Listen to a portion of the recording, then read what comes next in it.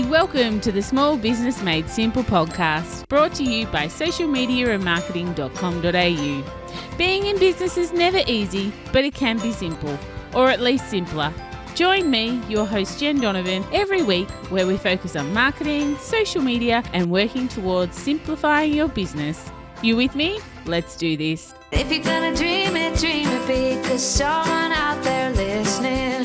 Everyone's got a voice to give, and it's time I heard you whistling, 'cause there's no point at all, in dreaming small. Hey there, my fabulous listener. Welcome to episode 254 of the Small Business Made Simple podcast.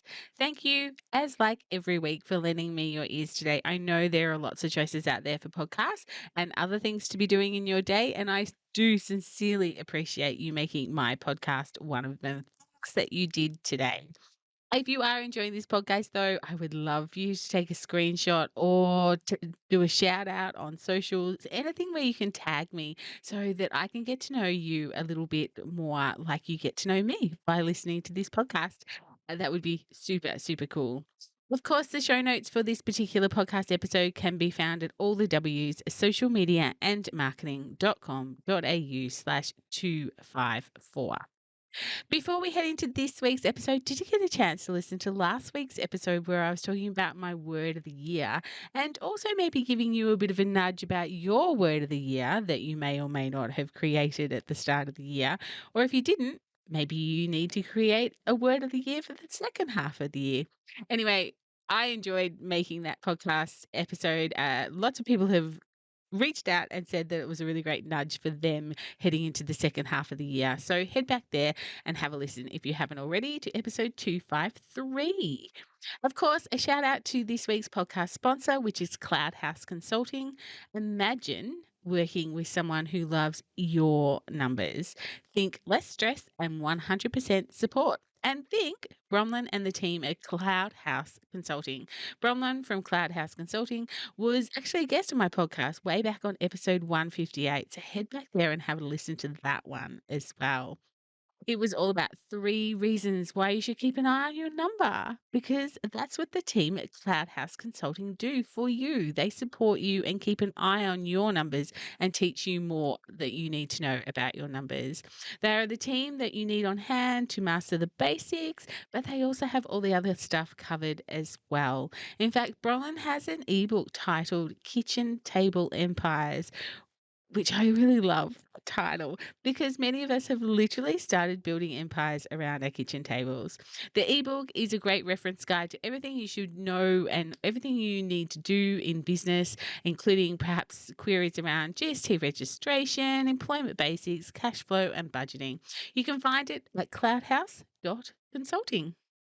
My guest today is Peta D. Now, Peta D, her D is not her surname, but her surname is something like Diamond Titanitis, and I'm going to pronounce that really bad. So Peta goes by Peta D. So that's what we're going to call her today, Peta D. You can see her surname in the show notes if you like.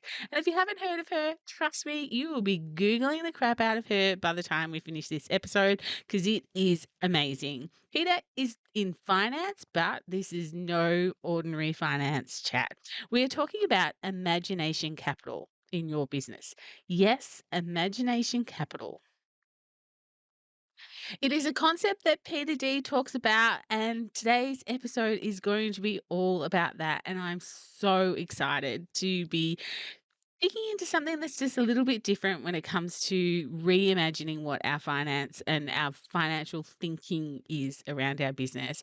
Peter is the author of the book Finance Action Hero and can be found in the wild, empowering trainee misfits and explorers as a speaker, a coach, and the host of In Search of Adventure show. This is probably one of my favorite chats. It was just so good. I can't wait for you to have a listen and importantly, take some action. So here's Peter and Imagination Capital Chats. Hello, Peter. Welcome to the podcast. I'm stoked to have you on today. Ooh, I'm excited. It's so good. We've had a couple of cancellations, we've had a couple of illnesses, Yeah. and I think we even had a tire that broke down at one stage, but Yeah. we are here, we are chatting. Um, for my amazing listener who may not have come across you or would just like to learn more, can you tell us a little bit about yourself and what it is that you do? Yes. So that's such a hard question sometimes, isn't it? So I wish I was like my husband who's a carpenter, right? There's the answer. He can just say, I'm a Yeah, carpenter. we all know Right? what a carpenter I know. does. We all know. Yes, It's good. yes. Yeah. Whereas sometimes it's harder for those of us in service businesses or anything like that. So my business is in financial advice. And we specialize in, the Gen X generation, juggling everything and helping them sort Yeah. it all out and really lean into life. That's expanded though.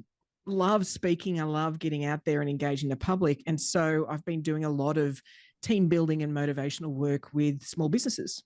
And so it's sort of expanded into doing facilitations and speaking at conferences and events. And so all of the things that I help individuals with are the sort of things that we end up needing for our small business, whether that's motivation or organisation or adulting sometimes.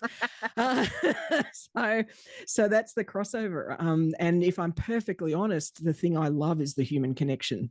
So while I am a maths geek and my background is actuarial studies, which is like uber maths geek, the thing that actually lights Tell me us up what that is. Tell us actuarial what- studies. Yeah. Yeah. So actuarial studies is financial mathematics. So it's basically my uni life was the Big Bang Theory. I went to uni with Sheldons. Ah. Yes. So Mm. deeply literal, deeply mathematical, super bright. They're super bright, but I stood out just a little as being a little different because I'm more into Yeah. storytelling and presenting and all those sort of things. So And human connection, I know one might humans. say. Yeah, not robots. It's awesome. Yeah.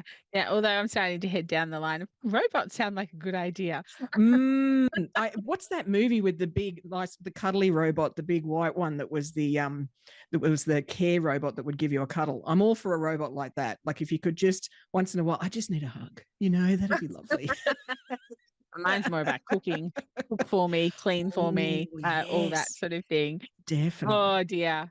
Well, you sound like you've got a lot of knowledge to share. I'm not sure we're going to go as deep as that sort of scientific mathematics today.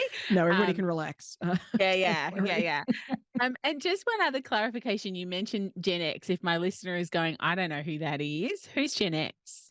Right. So anybody who wonders who Gen X is one. Is the rule of thumb. Would you believe we're the only generation that doesn't know who we are? It's hysterical. Right. It's so true. Everybody else, baby boomers know who they are. Millennials know who they are. So if you don't know and you're listening, you are Gen X. I think a better name is Walkman generation. So if you grew up with a Walkman, you're in Gen X. And so really it's sort of 40s, 50s. Is the age group. We look after older clients. We've got clients all the way up to their mid-90s, but the people that we're sort of starting to focus on is sort of the forgotten generation, really, which is sort of what Gen X feels like. Yeah, and certainly from a marketing point of view, I remember having a really great conversation with Katrina McCarter quite a few times about how we are the generation that's not marketed to. We kind of get forgotten, and yet we have all the power. So And money, someone like I might add. myself, the power and the money, and basically, like in this generation, like my age, so I'm 48. I'm pretty sure I'm 48.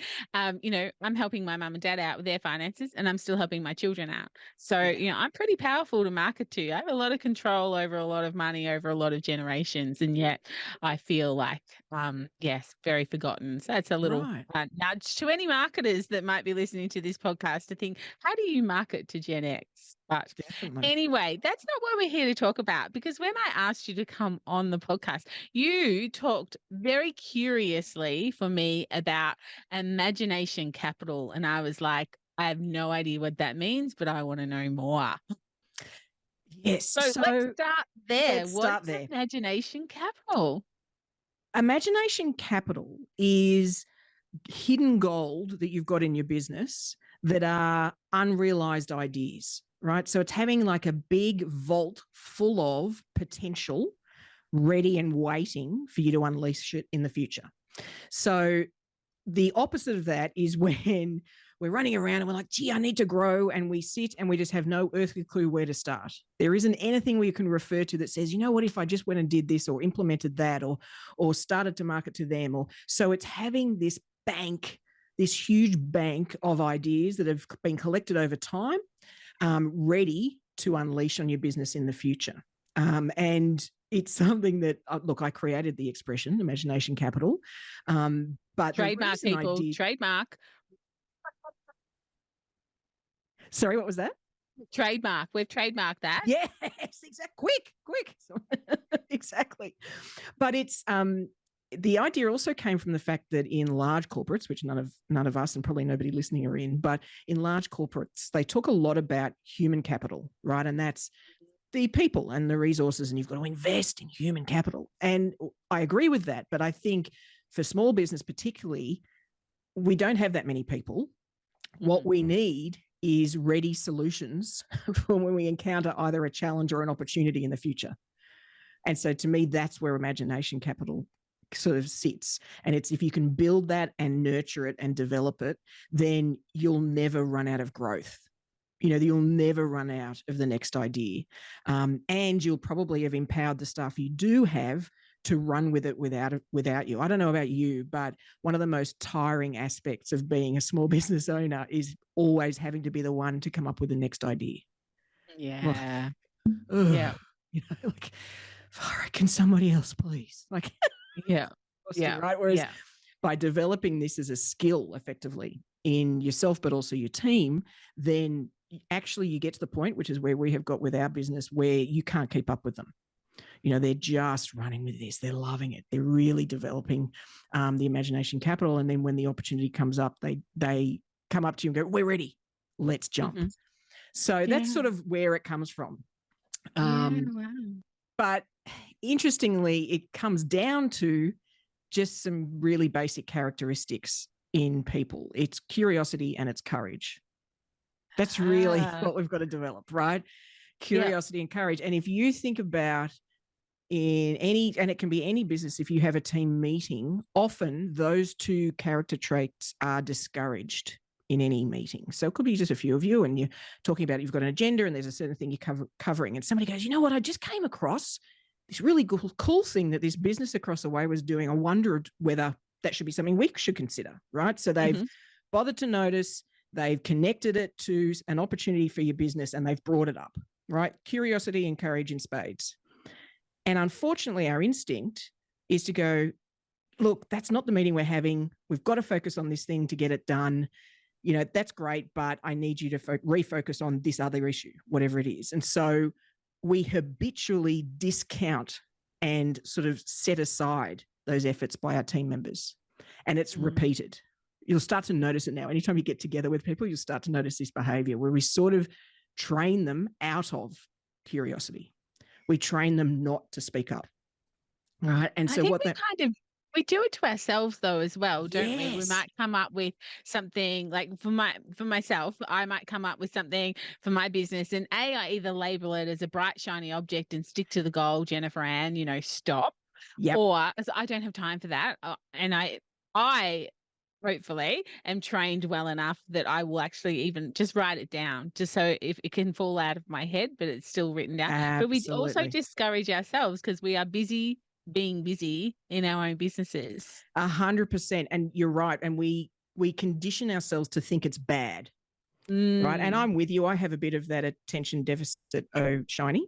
And it was squirrel. But it's realizing that actually noticing something and recognizing its value is actually a superpower. So all we've got to do is have a habit or a behavior that captures that in a useful way, then lets you get on with the thing you were focusing on. So that's the trick, is not making this a bad thing, not going, oh, you're distracted. It's like, no, that's great. Fantastic. That's the idea. Awesome. I'm putting it in the ideas vault and then having a schedule to go and visit the ideas vault vault on certain, it could be a cycle. It could be once a quarter with your team. It could be once a month. And you just give yourself an hour or two, you dive into this big, long list of ideas and go, well, are there any problems we're facing or things we want to do that we want to jump into one of those? Right. So it also means you're not reacting to a great idea just off the cuff. You're actually looking at a list of great ideas and choosing the best one for now. Okay. So it's a prioritization thing too that helps. Yeah. So what's your suggestion on where we should keep these great ideas that we come up with? So if we don't actually have a vault, which I'm betting most of us don't, although I feel like, as somebody who would love to be that evil villain or the villain in a movie and have the big vault, like I think that's just, doesn't get better than that. But in case you don't actually have a vault, I'm thinking of Despicable Me about now. Right, I reckon he would have had a vault. he would have, exactly. Can you imagine? If you don't have that, then Trello is perfect. Yeah. A Trello board, it's called your ideas vault, and you and the team know any meeting, any discussion, anything you're doing, the ideas vault can sit open on the side, and anytime somebody comes up with something awesome, we acknowledge it. We said, that sounds fantastic. Let's put it in the ideas vault, and then let's get on with the meeting. And they know that means in a month or in a quarter or whenever, we're going to revisit that. So it's acknowledging it, it's encouraging the behavior, but it's also putting it in a place to be dealt with in the future. Yeah. So Trello is perfect, or anything similar. Yeah. Mine's probably a whiteboard. Yep. My harebrain ideas, as I refer to them, go on whiteboards so that they're there a little bit front and center, which is probably not what you're saying. You're saying, schedule out some time to actually give yourself that time to go deep. So you've kind of mentioned maybe monthly or quarterly. What have you found works, or is it really just individualized? It is. So monthly, but what happens is people get really excited about this, and the team gets really excited, because then they'll start adding a whole lot of things to the ideas vault and like, I think we should do this monthly. The problem with monthly is generally a month is not enough time to implement the one idea you choose to implement. So then you start chasing your tail a little bit. So I like quarterly. And it's short enough to feel like, okay, let's pick a project that we could knock off in that quarter, feel good about. It's long enough to test it and have a bit of a play, so that then when we come back in our next ideas get together and brainstorm, then we can reflect on the one we did. What did we learn? What were the wins? And then we can pick another one. So I think quarterly is great. And also, there is this habit of letting go the squirrel ideas for long enough, so that's all right. It's a way. I'll get to it in a quarter. And a quarter, we all know that comes around fast, right? I mean, for goodness sake, Yes. Yeah, it's actually not that long. We're talking 90 days here. Right. So I find that cycle is perfect. And I love the idea of, even if it's just yourself, it could be yourself with a great accountability buddy, and you do this together. So if you're on your own and it's like, Peter, really? Yes. Have your ideas vault, put things in there, get together. You could even give it half a day, once a quarter, and you both go through and go, all right, what are we picking? What are we going to work on? What do we like? And I love this. I actually have my Trello ideas vault open, and that's how I take notes at conferences. So the only notes I take are things I put on the board. That's sort of how I take notes at conferences, because that's really what happens, right? We'll go, ooh, that's interesting. Ooh, I want to do that. Or, that's what conferences are like, right? So instead of writing them down with lots of notes and then transporting them somewhere else, my experience, I don't know about you, was I never got to that second step of me transporting them somewhere else. So I put them in my ideas vault at the conference. And that is a sensational tip, because how many times, and I'm as guilty as anybody else, how many times have we been to a conference, taken notes, come home, put that workbook on the shelf, opened our computer and started our day like we normally would have it, like if we hadn't have gone to the conference at all. Exactly. And I was finding too that, I'm a crazy note taker. It's just the way I absorb things. It's sort of almost like I'm not going to be able to absorb the idea until it's through my pen. Like it's just the way that things go into my brain. But what I realized was that I was doing that, but I wasn't focusing on the gold until much later. Whereas the fact that I'm not going to type it all up, I'm only going to listen and absorb great ideas and then dump them into that vault, knowing that I'll go back to it later. It's really empowering. It's fantastic, you know? What about for the person who might be listening? And I have to say, I might fall into this category every now and then of you are afraid that you'll miss something. So if we take the conference analogy, for instance, and you're only taking notes for things that pique your interest at the time, I'm a great believer in, when the student is ready, the teacher appears. So Yeah. sometimes I take notes going, well, I actually don't know what that would look like in my business, but I'll put it down anyway, or I'll note that they said that. So, and if I was only looking for the gold, I might brush over that type of thing. So how do you deal with the fear that you might, if you don't put everything down you think about, you might actually miss that piece of gold? Yeah, so it's a really valid point because I'm not sure we're any good at evaluating the gold ourselves in the moment. Yeah. And that's sort of the point of this stuff, right? Is we're not good at assessing that because our brain is trying to process a whole lot of things. And there's probably some problem we have that's distracting our brain from everything else. And so all it's looking for is that. It's like, just solve this, would you please? And it could be that your car's broken down. It has nothing to do with the conference you're at. So, Yeah. so right, our brains are all a lizard brain. Oh, you're hungry. You're waiting for lunch. Exactly. Must be lunchtime by now, So my view with collecting ideas in the ideas vault is not to limit whether they're possible and even whether they're relevant. It's just something that piques your interest. That's all it is. It's like, ooh. So, I mean, this happens to me all the time. I'm in financial advice and I fully intend to go to the Australian Space Conference that's coming up later in the year, right? Now, I don't expect there's going to be many business lessons for a financial advice practice at an Australian Space Agency conference. I'm going there out of personal interest. I'm a space geek. But there'll be something that piques my interest. It might be an automation thing or I will add them in. So I'll put those in if it piques my interest or there's some paper somebody's written or a YouTube video they go and check out, I add all that stuff in. You just never know how it's going to relate. I think this can be helpful too with content, right? So writing content is you could have an ideas vault just for your content marketing efforts because you come across something cool. You don't know when you're going to write about it, but let's just collect that cool thing somewhere. That great video you saw or a quote you loved or you don't know where it's going yet, but you need to collect it. That's what the ideas vault is. Yeah, I love that suggestion because I often see those things and I've got them saved on my phone. I've got reels saved in draft in Instagram. I've got a whiteboard up there with content ideas, but they're not somewhere. They are everywhere. Like I've collected them, but I've got to remember to go back and find them. And sometimes, one of my habits that I have is when I'm on an airplane and there's no Wi-Fi, I don't know what I'm going to do when there is Wi-Fi on an airplane. It's going to wreck my routine. But that's when I delete all the photos that I don't need on my phone anymore. And that's where I often see a thing like, oh, I remember doing that, collecting that. It's a really cool idea. I'll put that in my favorites now. I've refound it. Still isn't in a vault. No. Gone from one place to another.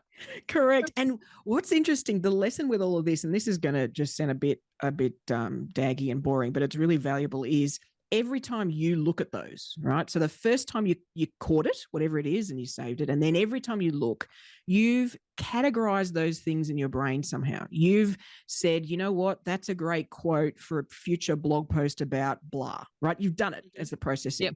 The trick is we just need to categorize it like that once up front and put it somewhere. Yeah. And then our brain doesn't have to revisit and circle and circle and revisit and circle and circle and revisit it. What we do is we know, geez, I need a whole lot of suggested topics. I know where I'll go. Right. So that's the beauty of Trello is because of the way it's set out, it's got those sort of columns of cards.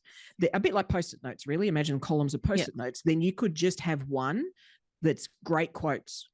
And every time you see one of those, like you see them on Instagram or whatever, you might take I do this all the time, like a screenshot of something and then save it in photos. I'm like, Peter, what are you doing?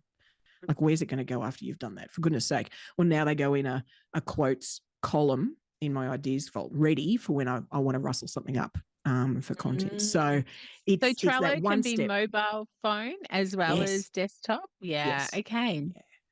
Yeah. And you Very could have good. more than one. So you could have one for the business that the whole team has access to. That's the one you use in team meetings, or Mhm. even with your consultants or anybody else you've got that work with you, just as that.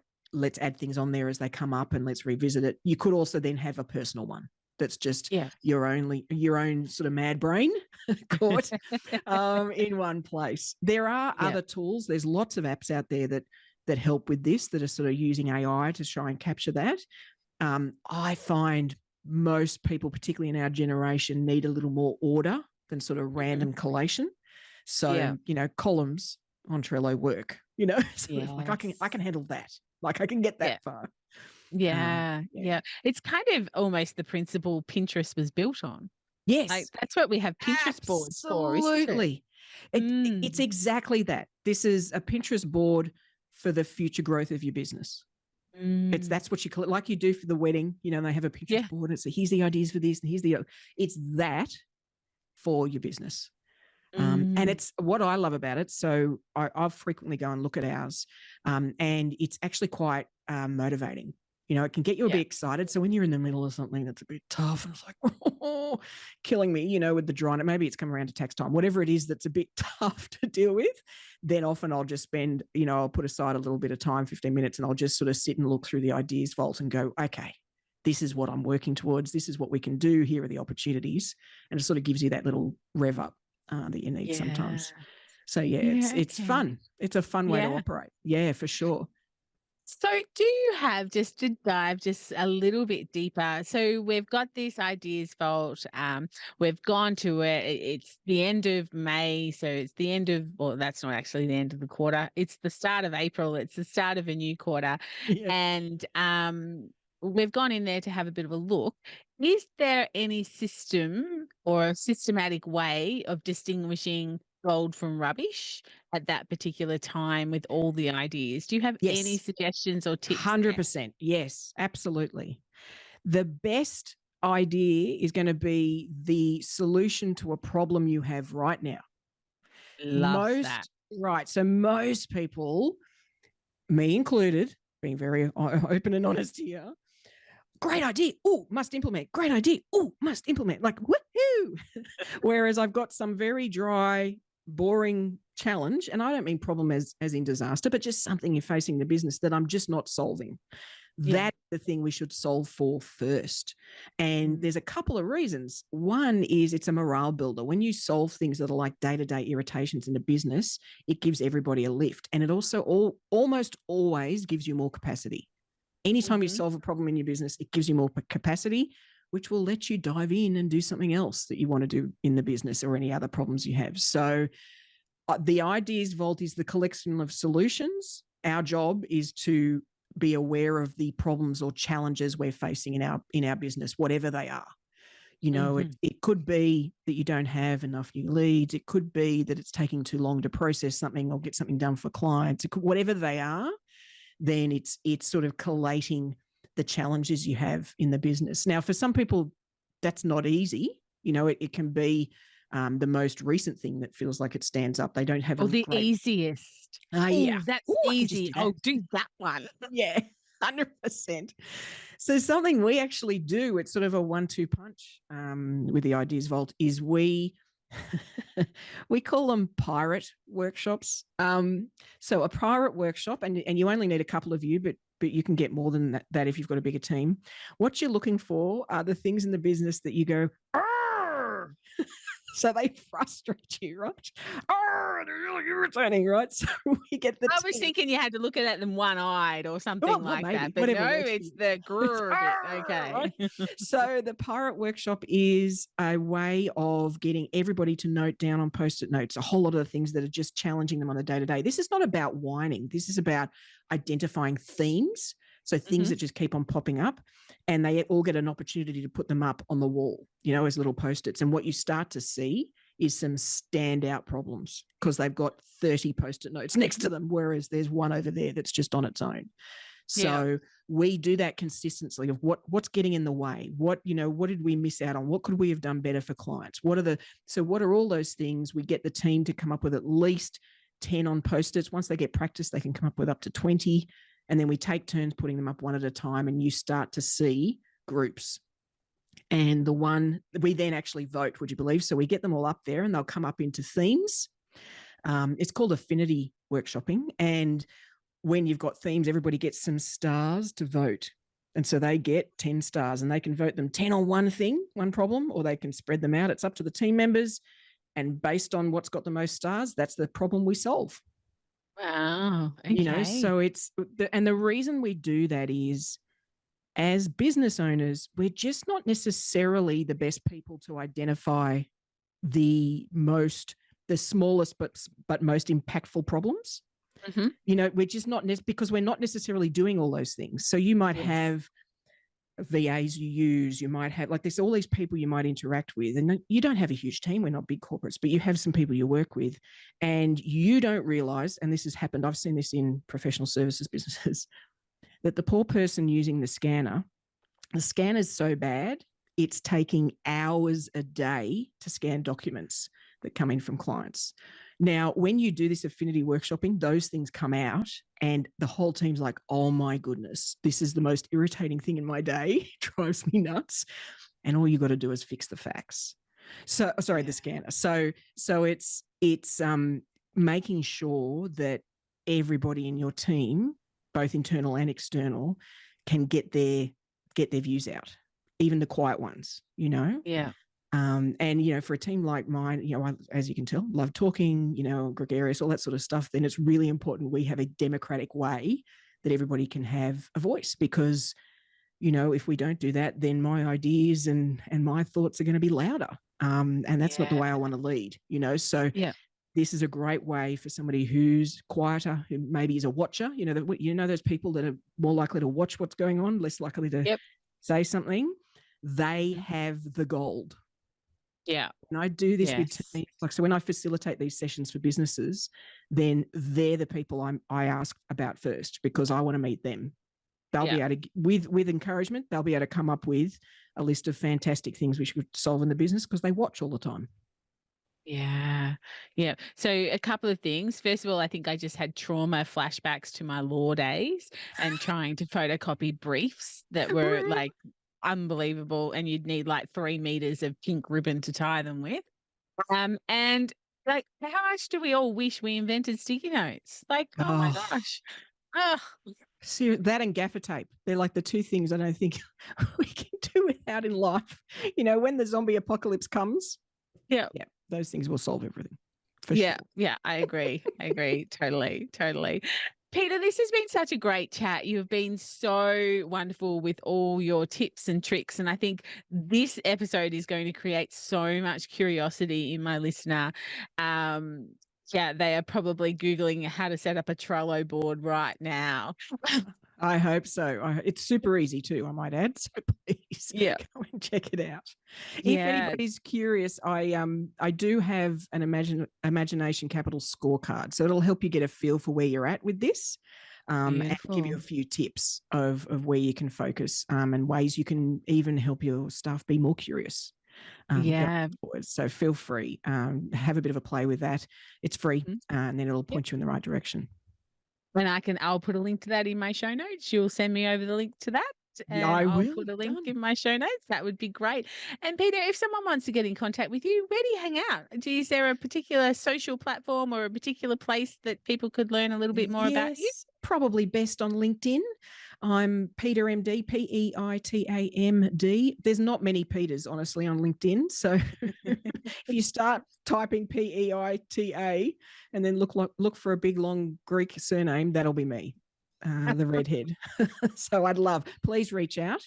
I'd love to have a chat or understand what everybody's doing in their business. Yeah, beautiful. Thank you so much for your time today. It's been a brilliant chat about Imagination Capital. You're welcome, and everybody enjoy their day. Thanks. Was that great or what? I hope you loved that interview as much as I loved having that chat with Peter D. So, what's your imagination capital look like in your business? I would so love to keep having this conversation with you. So, join me and join the fun inside my Like Minded Business Owners Facebook group. You can find the link in show notes or go to Facebook and type in Like Minded Business Owners. And let's have a bit of a chat over there about what imagination capital looks like in your business. But that's it for episode 254. If you love this episode and found some value in it, please take 30 seconds to leave a rating and a review of this podcast episode, if that's possible where you are listening, or take half of that 30 seconds and reach out to Peta. All the links, of course, are in the show notes for all of her socials. But if you can do either of those things, thank you so much in advance. I will, of course, be back for next week's episode, which is episode 255. Thanks again to Cloud House Consulting for sponsoring today's episode. Don't forget about their ebook that you can find at cloudhouse.consulting. But in the meantime, let's hang out and get social and social. If we're not already, you can find me on Instagram, Facebook, and of course, LinkedIn. But whatever you do, remember, my small business peep, as my opening song says, there is no point in dreaming small. No time like the present. Tell it like you feel it, say it proud, be true, and let us see you for the star that you are. No point in dreaming small. I would like to acknowledge the traditional custodians of the land, the Yorta Yorta people, on which I record this podcast and conduct my business today, and pay my respects to their elders, past and present. I extend this respect to the Aboriginal and Torres Strait Islander people here with us today as well.